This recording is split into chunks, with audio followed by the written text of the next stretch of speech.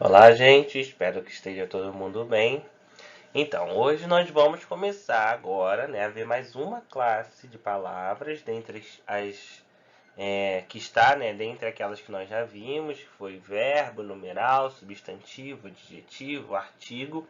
Agora nós vamos ver, o que são os advérbios, qual é a função deles dentro de uma oração, de uma frase, e depois vamos fazer o fechamento do capítulo com o mural do conhecimento, tá? Então, para isso, nós vamos primeiro utilizar das páginas 73 a 78, depois 86 e 87. Então, vamos lá. Quem escreveu a lista de ingredientes da torta dos mil sabores, que vimos na abertura do capítulo, não esperava que nós adivinhássemos o passo a passo do preparo. Não basta ter apenas a lista de ingredientes. Mesmo para cozinheiros que já têm alguma experiência, é necessário que haja cuidado em cada tarefa. Por isso, em livros de culinária ou na internet, é bom que um texto bem detalhado seja escrito e publicado logo abaixo da lista, para que nós possamos repetir as ações de uma maneira exata e então alcançar um bom resultado com nossas próprias mãos. A seguir, é possível ler o texto que foi escrito para a receita da torta dos mil sabores.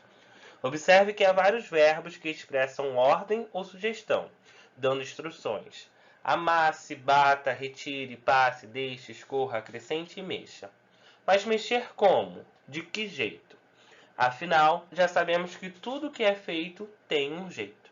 Então, a receita nos diz, por meio de palavras que exprimem circunstâncias, o modo esperado de se desempenhar as ações. Então, os advérbios eles estão, relacionados com as circunstâncias que eles vão trazer para as frases. E aí a gente vai se aprofundar logo sobre essas, que circunstâncias são essas. Vamos ler então aqui torta dos mil sabores, primeiramente. Deixe as passas de molho em água relativamente morna até amolecerem. Corte as frutas cristalizadas e os figos secos em pedaços bem pequenos. Escalde as amêndoas em água fervente. A seguir, tire as peles e seque-as no forno durante alguns minutos, deixando que fiquem ligeiramente coradas. Quando estiverem frias, corte-as em pedaços e deixe-as misturadas com os amendoins torrados. À parte, amasse a manteiga com o auxílio de um garfo. Coloque-a numa tigela grande com açúcar e bata com uma colher de pau até obter um creme liso, homogêneo. Adicione então 2 ovos inteiros e mais 2 gemas. Acrescente aos poucos a farinha de trigo previamente peneirada com um fermento em pó. Alternadamente, acrescente também o leite. Mexa bem. Depois, escorra as passas, enxugue-as e passe-as na farinha de trigo reservada. Adicione-as à massa preparada e mexa. Sobre a massa, coloque as frutas cristalizadas, os figos e as amêndoas, os amendoins, as castanhas do Pará picadas e, finalmente, a casca do limão ralada. Mexa de novo até misturar realmente bem todos os ingredientes. Unte com manteiga uma forma com cerca de 25 centímetros de diâmetro e coloque-a de lado. Bata as 2 claras que sobraram, juntando uma pitada de sal. Adicione-as à massa, misture bem delicadamente e despeje na forma já preparada. Leve ao forno quente e deixe durante mais ou menos 1 hora sem abrir o forno até assar por completo. Depois de pronta, retire e passe uma faca ao redor da forma para destacar a torta. Deixe-a repousar por alguns minutos e desenforme. Sirva fria. Agora que você leu as instruções, qual é a palavra que indica o modo como a massa deve ser mexida? 2. Se tudo que é feito tem um jeito, também deve ter um tempo. Qual é a palavra que indica quando se deve escorrer as passas nessa sequência de ações descritas pela receita? 3. Qual verbo foi modificado pelo advérbio finalmente? Você percebeu que na segunda frase do texto, nenhum verbo foi modificado pelo advérbio relativamente? O mesmo ocorreu com o advérbio previamente. Isso acontece porque os advérbios têm o poder de modificar, não apenas os verbos. Afinal, outras palavras, como os adjetivos, também têm suas circunstâncias que podem ser especificadas. É por isso que advérbios, assim como a torta deste capítulo, tem 1000 sabores, têm 1000 utilidades, pois são imprescindíveis para a construção de frases bem detalhadas. Aproveite essas informações de que os advérbios podem modificar outras palavras além dos verbos e responda ao exercício. Então, primeiramente, nós precisamos entender que o advérbio é aquela palavra que na frase vai modificar, vai trazer mais detalhe para os verbos, para os adjetivos e até mesmo para outros advérbios. Então, é aquela palavra que vai detalhar, que vai nos dizer qual é o modo que está sendo feita alguma coisa, qual é o tempo, ou então em qual lugar. Então, a gente vai se aprofundar um pouco nisso, tá? Então, aqui, qual palavra foi modificada em cada um dos casos citados. 5. Você consegue identificar a classe gramatical da palavra que foi modificada pelo advérbio realmente no item D da atividade anterior? Que classe é essa? Então, a palavra que realmente a palavra que foi modificada, desculpa. A palavra que foi modificada pelo advérbio realmente, ela pertence a qual classe? Ela é um substantivo, é um adjetivo, é um advérbio, é um verbo? Então é isso aqui que a gente precisa descobrir. Os advérbios exercem uma função tão importante para as frases que às vezes eles dividem com outras palavras a tarefa de modificação adverbial. Por isso é muito comum encontrarmos conjuntos de 2 ou mais palavras funcionando como se fosse um só advérbio. Veja o seguinte exemplo retirado da mesma receita. A seguir, tire as peles. A expressão a seguir pode equivaler ao advérbio depois ou seguidamente. Nesse caso, a expressão a seguir modifica a ação do verbo tirar, funcionando como um só advérbio. Por essas razões, podemos dar a essa expressão o nome de locução adverbial. Não é nada muito diferente, da locução adjetiva, por exemplo, ou da locução verbal. A gente tem aqui 2 palavras que exercem a função de uma. Nesse caso aqui, dos advérbios, traz sempre uma circunstância para modificar ou um verbo, ou um adjetivo, ou um próprio advérbio. Número 6. Observe a frase a seguir. Acrescente aos poucos a farinha de trigo previamente peneirada com o fermento em pó. Agora, pense numa possível substituição para a locução adverbial aos poucos e reescreva a frase com uma só palavra no lugar da locução. Uma dica: imagine o movimento da ação. Fazer os gestos com a mão pode ajudar. E pense em um advérbio que termine com o sufixo mente. Pela necessidade de darmos clareza a cada ideia que expressamos em nossos textos, podemos separar os advérbios em tipos específicos muito úteis para cada necessidade que as frases apresentam. A tabela a seguir serve de grande ajuda na organização de nosso vocabulário adverbial. Então, aqui nessa tabela, a gente vai ter os tipos de advérbios que a gente utiliza no nosso dia a dia. Então, os advérbios de modo, vai sempre indicar uma maneira, como fazer aquilo, de que jeito, então é modo. Exemplos, bem, assim, depressa, devagar, mal, corretamente, amorosamente. Os de modos, o advérbio de modo, quase todos eles, uma grande parte, terminam com o morfema mente. Então, corretamente, fortemente, delicadamente, calmamente. Então, essa é uma característica muito forte dos advérbios de modo. Ele pode ser de tempo também, agora, hoje, amanhã, ontem, nunca, anteriormente, antecipadamente. Pode indicar lugar, abaixo, debaixo, adiante, aí, ali, aqui, além, lá. De afirmação, quando a gente quer afirmar alguma coisa, sim, certamente, realmente, de certo. De negação, quando a gente quer negar, não, nem, tampouco. Advérbios de dúvida, talvez, provavelmente, possivelmente. Advérbios de intensidade, que vai trazer uma força, e aí pode ser uma força positiva ou uma força negativa, uma força para cima ou para baixo. Bem, demais, mais, menos, muito, pouco. e os de exclusão. Os de exclusão, né, é quando a gente quer especificar somente uma parte. Então, isso significa que a gente exclui outra.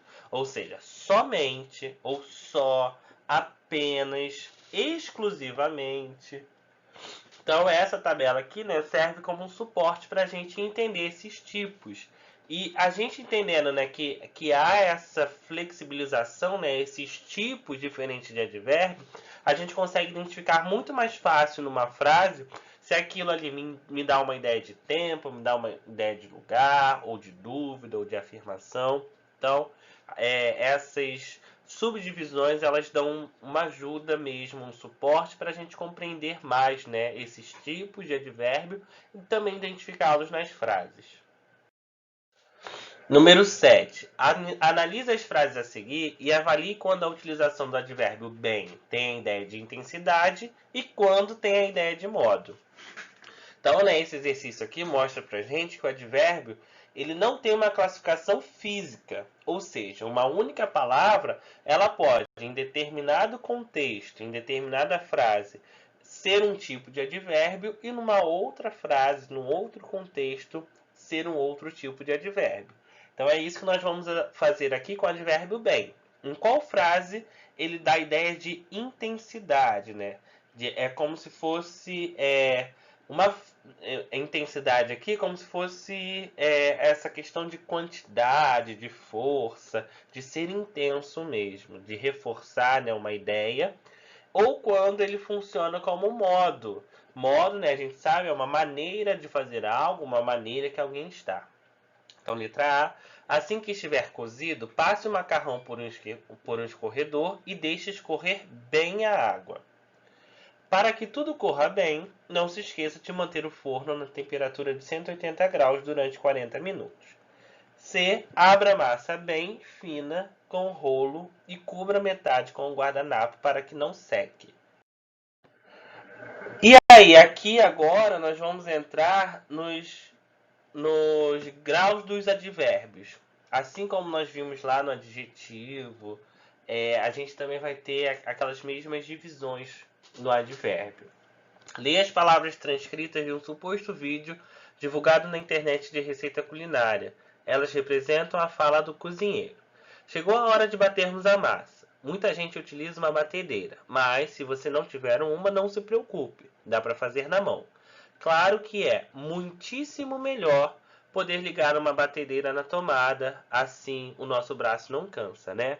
Mas vamos conseguir. O truque é esse, tá vendo? Vá com calma. Lembre-se de não cansar o braço. Você ainda tem o restante da receita para fazer. Pode levar alguns minutinhos até que a massa fique no ponto certo. Mas não se preocupe, você não precisa mexer tão rápido quanto eu. A massa sempre chega no ponto, ainda que o seu punho gire mais lentamente que o meu. Olha só, fui diminuindo a velocidade e dá para chegar lá. É só continuar. Pronto. Observe a primeira expressão destacada no texto. Muitíssimo. Você costuma ouvir e ler essa palavra? Ou para você é algo raro? Existe uma classificação específica para os casos em que aparecem palavras como essas que vimos destacadas na transcrição da receita em vídeo. Alguns advérbios podem ser utilizados quando precisamos especificar a gradação de alguma coisa, ou seja, o aumento ou a diminuição de algo. Essa função de gradação, como veremos, auxilia-nos diariamente em nossos discursos. Frequentemente, precisamos descrever não apenas o jeito como as coisas são feitas, mas também o quanto elas podem ser comparadas a outras coisas, pessoas, ações, ou ainda se elas podem ser superadas por outra.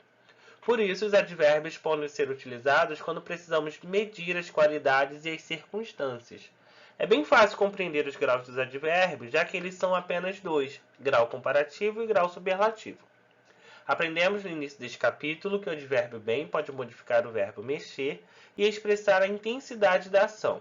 Mas, e se quisermos aumentar ainda mais a intensidade da instrução sobre essa ação? Ou seja, se quisermos superar todas as medições possíveis da ação descrita, o que é possível fazer?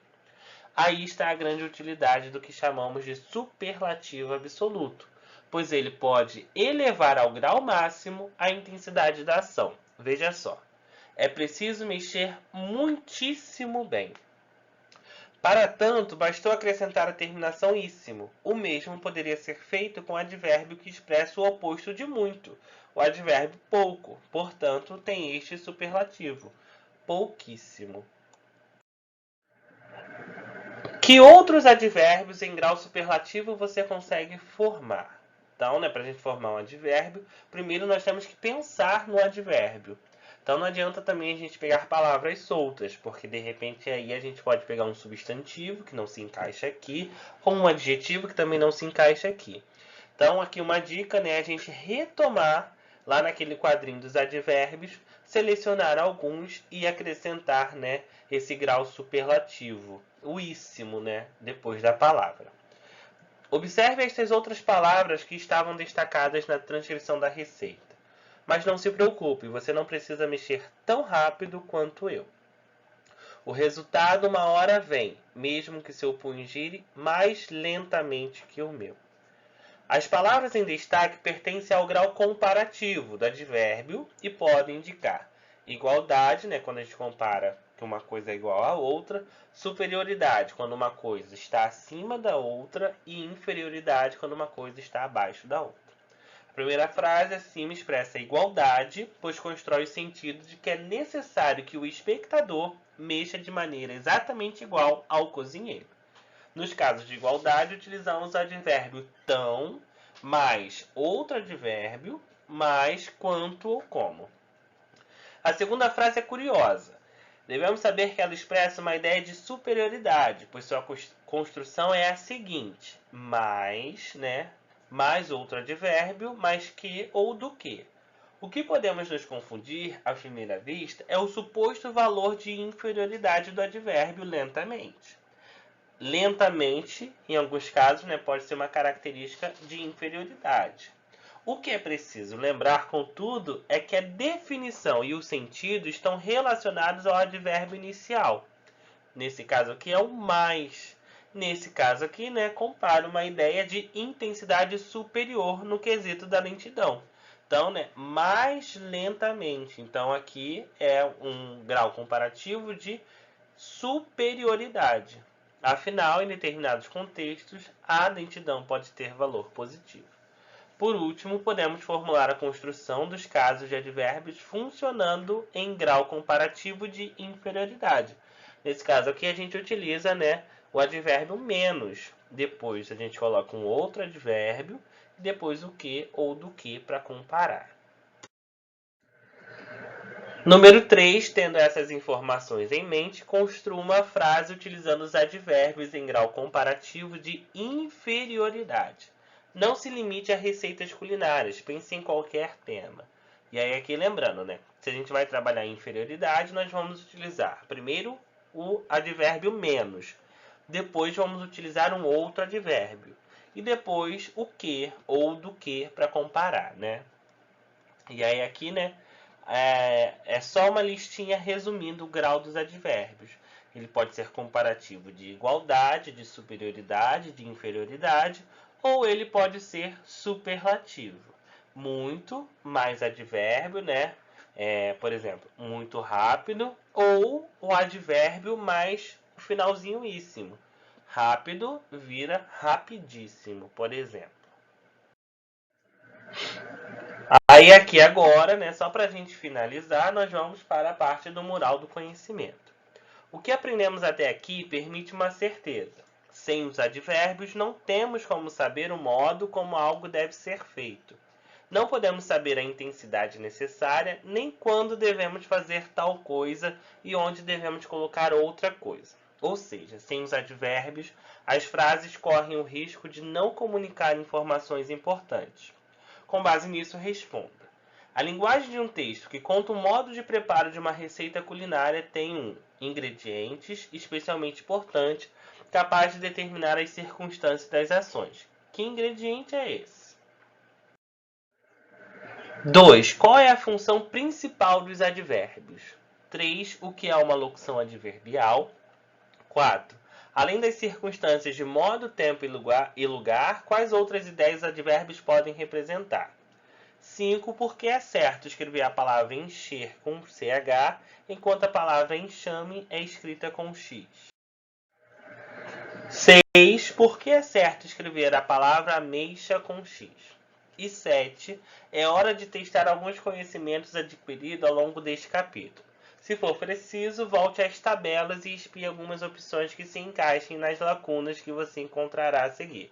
Observe um trecho de uma receita em que os advérbios foram apagados. Agora, tente imaginar quais significados essas frases desejam expressar e selecione entre as alternativas aquela que apresenta, na ordem em que as lacunas aparecem no texto, advérbios e locuções adverbiais que as completam adequadamente. E assim finalizamos nessa parte e também esse mural dos conhecimentos. Então, pessoal, na próxima aula faremos a correção e depois daremos continuidade. Até lá e um forte abraço.